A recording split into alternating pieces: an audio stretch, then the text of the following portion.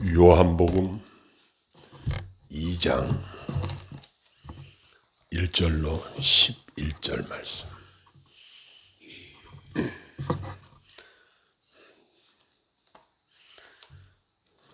제가 봉독하겠습니다.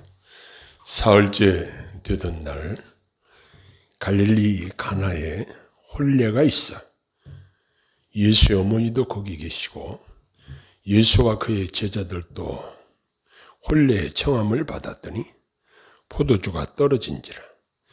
예수의 어머니가 예수에게 이르되 저들에게 포도주가 없다 하니 예수께서 이르시되 여자여 나와 무슨 상관이 있나이까? 내 때가 아직 이르지 아니하였나이다. 그의 어머니가 하인들에게 이르되 너에게 무슨 말씀을 하시든지 그대로 하라 하니라. 그게 유대인의 정결 예식을 따라 두세 통 드는 돌 항아리 6이 놓였는지라. 예수께서 그들에게 이르시되 항아리에 물을 채우라 하신즉 아귀까지 채우니 이제는 떠서 연회장에 갖다 주라 하심에 갖다 주었더니 연회장은 물로 된 포도주를 맛보고도 어디서 났는지 알지 못하되 물떠온 하인들은 알더라. 연회장이 신랑을 불러 말하되 사람마다 먼저 좋은 포도주를 내고 취한 후에 낮은 것을 내거늘 그들은 지금까지 좋은 포도주를 두었도다 하니라.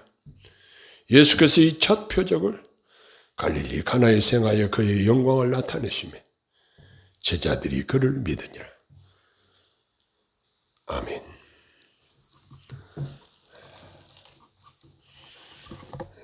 오늘 본문에 혼인잔치집 이야기가 나오고 있습니다.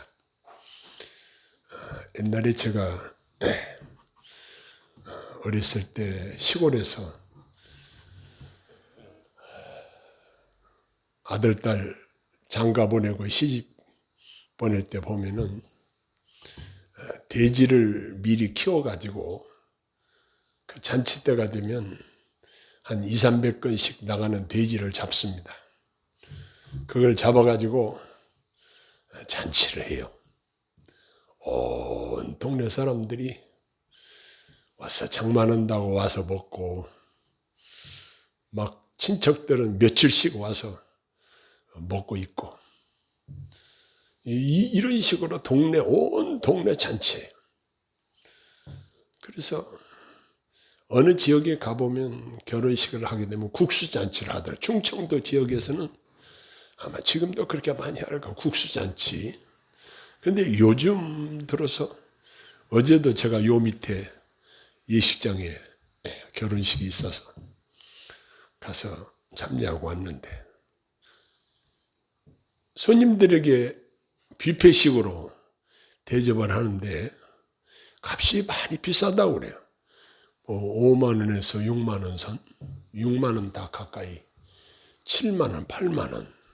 호텔에서 결혼식을 하는 사람은 뭐 엄청 또 비싼 가격으로 식사비를 제공한다는 이야기를 들었습니다. 그래서 각 시대마다 지역마다 혼인잔치의 풍습이 그 문화가 다른 것을 볼 수가 있습니다. 베트남에 가보니까 베트남에서는 장가를 가려면 오토바이 타는 것을 판답니다. 한 300만 원 받고 우리나라 돈으로 그렇게 받고 팔면 그거 가지고 이제 잔치를 벌이고 잔치에서 또 추가금이 들어오면 나중에 다시 또 오토바이를 산답니다. 이런 식으로 결혼식을 올리는 그러니까 나라마다 지역마다 시대마다 다른 그 혼인잔치의 유형들이 있는데 아무튼 이 잔치집에서 중요한 것은 손님을 어떻게 잘 대접하느냐. 그래서 손님들이 왔을 때 기분 좋게 잘 드시고 갈 수 있도록 잘 대접하는 것이 잔치집 주인의 책임이고 또 그것을 위해서 신경을 많이 쓰는 것을 보게 됩니다. 오늘 혼인잔치집에 예수님의 초대를 받아서 가셨는데 그곳에서 있었던 일이 요한복음 2장 1절로 11절에 기록되어 있는데 이 우리가 읽은 본문의 이야기는 갈릴리 가나의 한 혼인잔치에서 예수님께서 기적을 베푸신 이야기가 기록이 되어 있습니다. 그리스도께서 베푸신 기적은 그리스도의 교훈에 대한 신성하며 장엄한 표징이라고 할 수 있을 것입니다.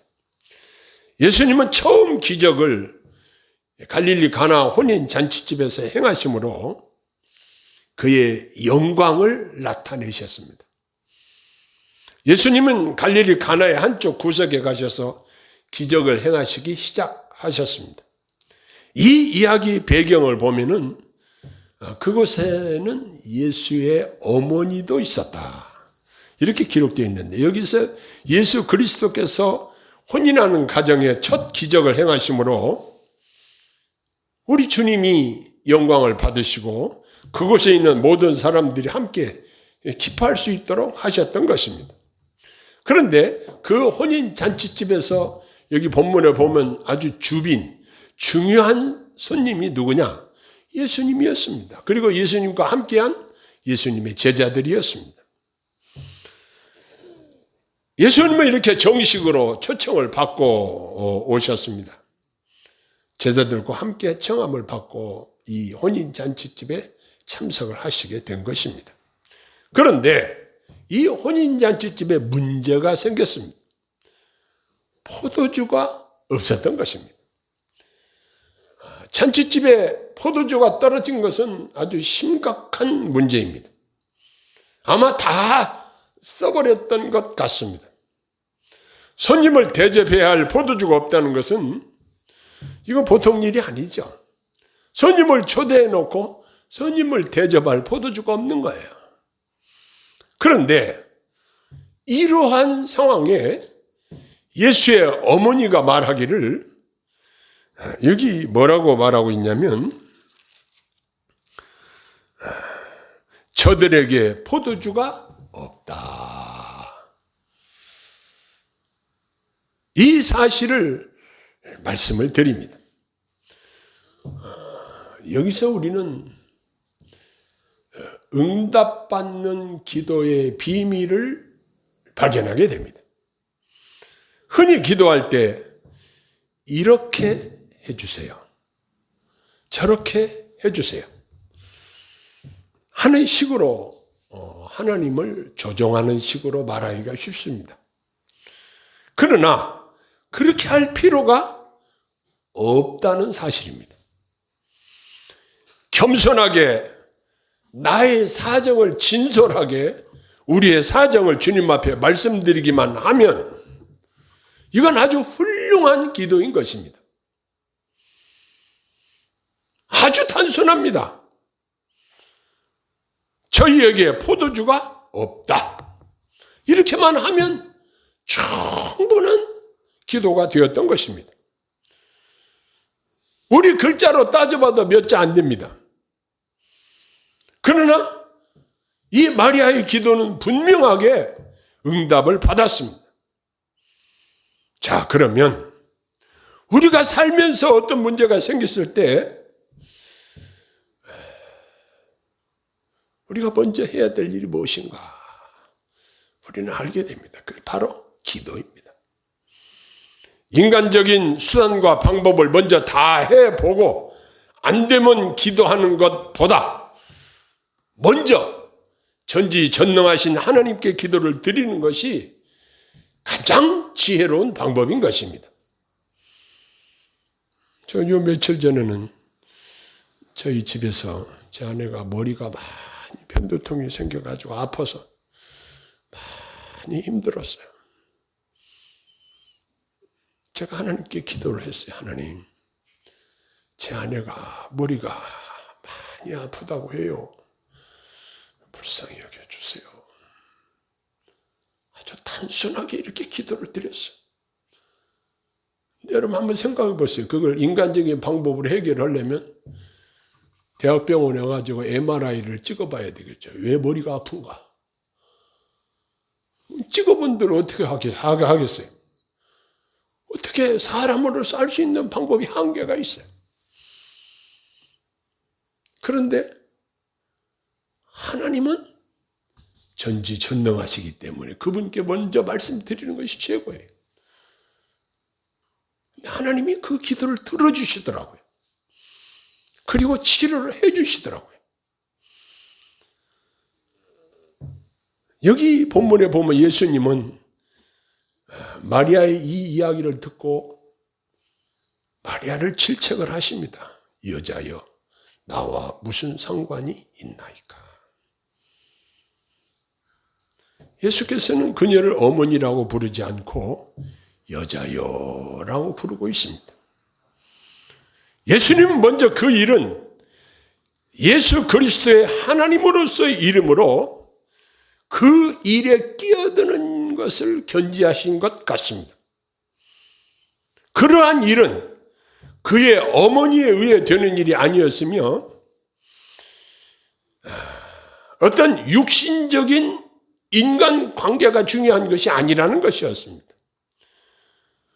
인간은 무슨 큰 일을 이루었다고 해서 자신과 자신의 처지를 결코 망각해서는 안 된다는 것을 여기서 알게 해줍니다.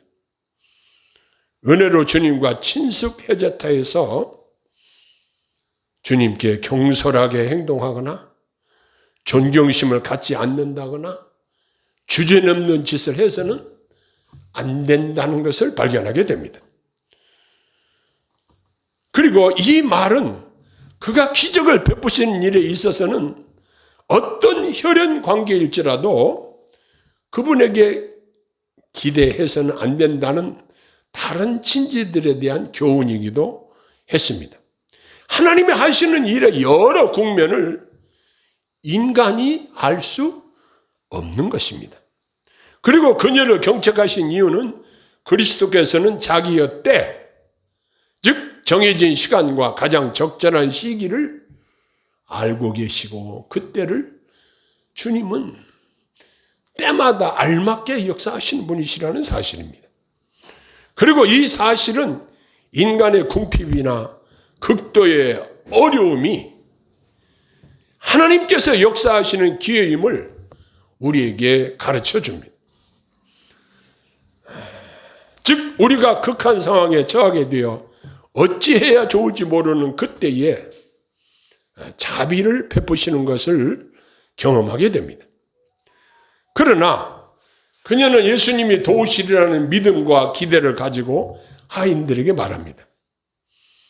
그 증거가 어디에 있냐면 하인들에게 말씀을 뭐라고 마리아가 했냐면 무슨 말씀을 하시든지 그대로 하라.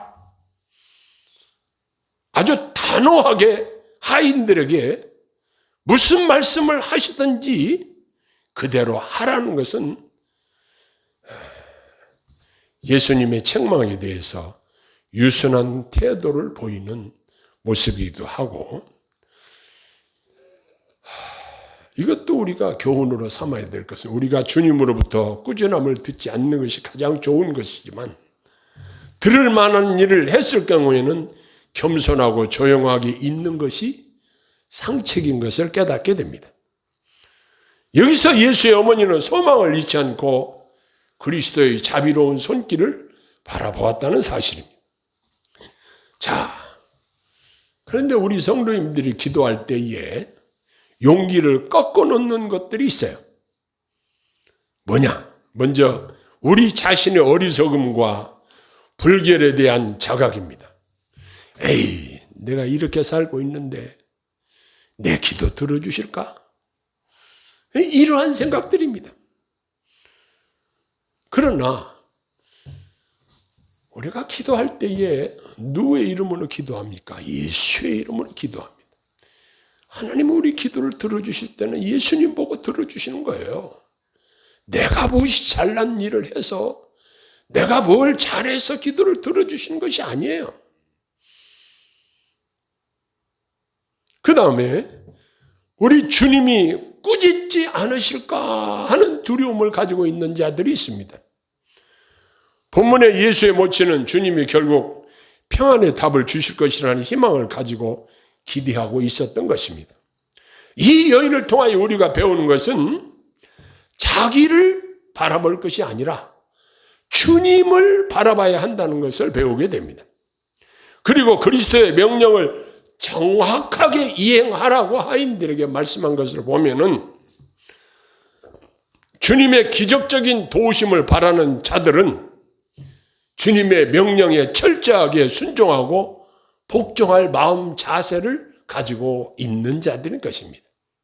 이렇게 의무를 준행하는 길이 주님의 자비를 얻는 길이고 주님께로 기도의 응답을 얻는 길이라는 사실을 여기서 배우게 되는 것입니다.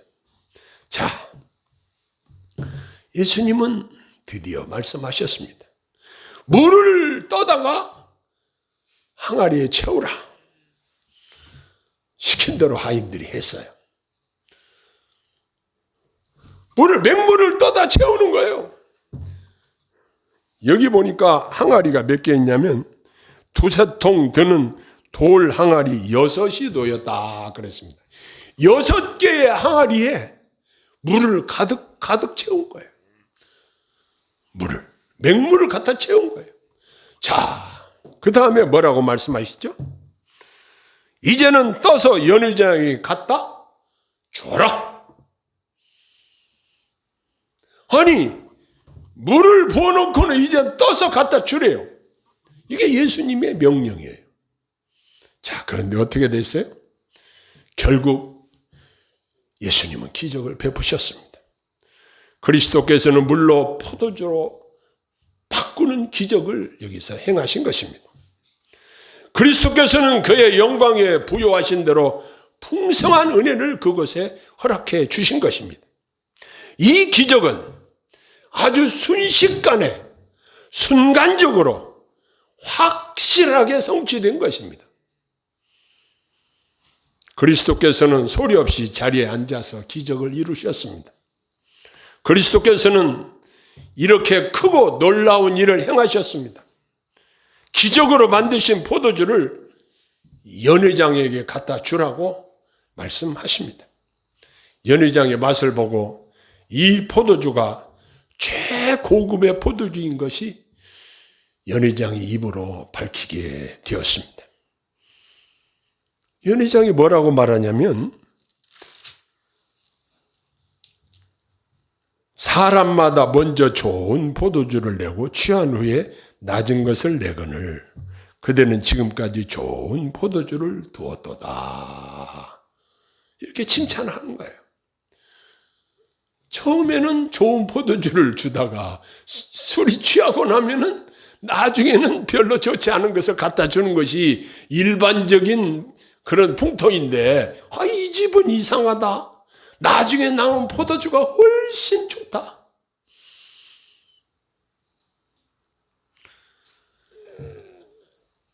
정말 연회장은 이렇게 좋은 포도주가 어디에서 나와서 이렇게 사용할 수 있는지 몰랐으므로 신랑에 가서 그러한 배려의 감사의 말을 전하고 있었던 것입니다. 본문에서 우리가 생각할 것은 예수님은 우리가 드리는 기도에 기쁘게 응답하신다는 사실입니다. 또한 이 기적으로 예수님께서는 자기의 영광을 나타내셨습니다. 즉 자신이 전능하신 하나님의 아들이심을 입증하신 것입니다. 그리고 그의 제자들이 예수님을 믿었다 이렇게 기록되고 있습니다.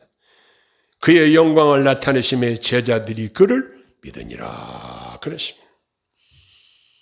그래서 믿음은 주님의 선물입니다. 믿음은 나의 소유물이 아니고 주님이 내가 믿도록 선물로 우리에게 허락하신 것이 믿음입니다. 주님이 주신 선물이기 때문에 내가 공작실에서 만드는 것도 아니고 주님이 주신 선물, 주님이 가장 존귀하신 분이기 때문에 우리의 믿음이 금보다 귀하다고 말하는 것입니다. 그래서 여기 그의 제자들이 예수님을 믿었다. 여기 믿음이 더욱 공고하게 되었다. 그런 뜻이라는 것입니다. 사랑하는 성도 여러분, 잔치집에 포도주가 없다는 것은 비극적인 사실입니다. 그러나 주님이 이 일에 개입하시고 주님이 그 혼인 잔치집의 문제를 해결해 주심으로 그것에 참여했던 손님들이 좋은 포도주를 마시면서 기쁨의 잔치집으로 변했다는 사실입니다. 손님을 청해놓고 포도주가 떨어졌으면 어떻게 하겠습니까? 잔치집이 음식이 떨어졌으면 어떻게 하겠습니까? 그런데 예수님이 그 혼인 잔치집의 큰 문제를 해결해 주신 것입니다. 그것도 전능하신 신적인 권능으로 이 문제를 해결하시고, 내가 이런 사람이다. 내가 하나님의 아들이다. 내가 하나님 자신이다. 이 기적을 통해서 제자들에게 확실한 믿음을 심어 주신 것입니다. 저와 여러분들이 여러 가지로 어려운 문제가 있습니까? 그때 복잡하게 기도하지 마십시오. 여러분의 문제들을 단순하게 우리 주님께 그 상황을 아뢰십시오. 내가 아프면 하나님, 내가 어디가 아파요? 도와주세요. 내가 어떤 어려운 문제가 있으면 하나님, 저에게 이러한 문제가 있어요. 우리의 상황을 주님께 말씀드리기만 하면 전능하신 주님이 우리 문제에 개입하시면 못하실 것이 없습니다. 마리아가 저희에게 포도주가 없다. 이 단순한 한마디의 기도로 말미암아 예수님께서는 그 기도에 응답하시고, 그리고 그 혼인잔치집의 궁핍함을 해결해 주신 것입니다. 여러분이 어떤 어려움이 여러분 가정에, 여러분 개인 신상에 있을지라도 그 문제를 주님께 아뢰시기를 바랍니다. 주님이 여러분들을 확실하게 도와주실 줄로 믿습니다. 주님이 뭐라고 말씀하시든지 우리는 그대로 순종하고 복종하려는 이러한 마음 자세가 우리가 되어 있어야 합니다. 주님이 시킨 대로 했어요. 맹물을 떠다가 항아리에 채웠어. 떠다 줘라. 떠다 줬어요. 물이 포도주로 변하는 놀라운 기적을 그들이 체험하고, 이야, 이분은 물로 포도주를 만드신 분이다. 연회장은 정말 좋은 포도주를 냈다고 그 혼주를 칭찬을 했지만, 물을 떠온 하인들은 알았지만 연회장은 그 포도주가 어떻게 해서 연회장의 맛을 보고 좋다고 칭찬하게 된 것까지도 잘 모르고 있었습니다. 그러나 하인들은 알더라 그랬습니다. 물을 떠다 붓고 떠다가 사람들에게 대접한 하인들은 이 포도주가 어떻게 만들어진 것인가를 다 알고 있었던 것입니다. 이것이 갈릴리 가나에서 예수님이 처음 행하신 기적이었다는 사실입니다. 이제 오늘 우리 그리스도인들이 보통 사람들하고 다 같은 것 같습니다. 그러나 전지전능하신 주님의 백그라운드를 가지고 있는 자들입니다. 그 주님이 우리가 요청하실 때, 우리가 SOS 주님 앞에 긴급히 무전을 한번 쳐보십시오. 우리 주님이 기쁘게 응답하십니다. 저는 우리 친구 목사님한테 제가 전화를 몇 번 했더니 전화를 사정상 안 받았던 것 같아요. 제가 기분이 좀 상하더라고요. 그래서 내가 섭섭하다고 이야기를 했어요. 왜 전화를 그렇게 안 받냐 말이야. 그러나 우리 하나님은 절대 그러신 분이 아니에요. 주님, 그러면 오냐? 뭐가 필요하냐? 우리의 기도에 기쁘게 응답하시는 줄로 믿습니다. 기도하겠습니다. 사랑의 주님, 저희들이 참으로 은혜로운 말씀을 살폈습니다. 저희들에게는 궁핍한 것들이 많이 있을지라도 넉넉하게 베풀어 주시는 주님의 은총으로 말미암아 저희들이 지금까지 누리고 살고 있습니다.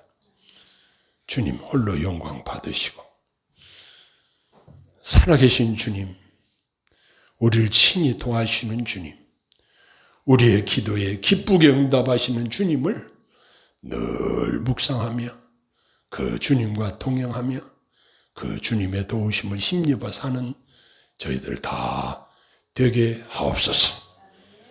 예수님 이름으로 기도하옵나이다. 아멘.